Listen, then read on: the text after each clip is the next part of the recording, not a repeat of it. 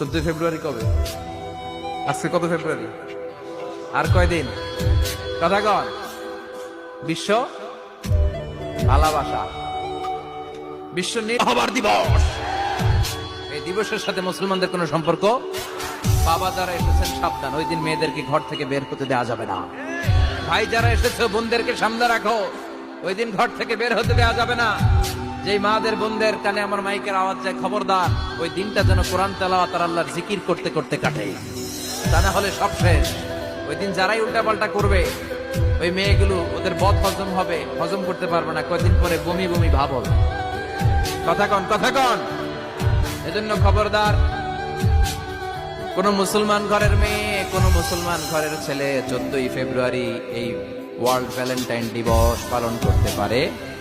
এগুলোর সাথে আমাদের সম্পর্ক নাই, তাদের মধ্যে কোনো ভালোবাসা নাই, মিল মোহাম্মত নাই। তারা বছরে একটা দিন দেখানোর জন্য পালন করে, আমাদের সারা বছরই তো ভালোবাসা। কথা কন।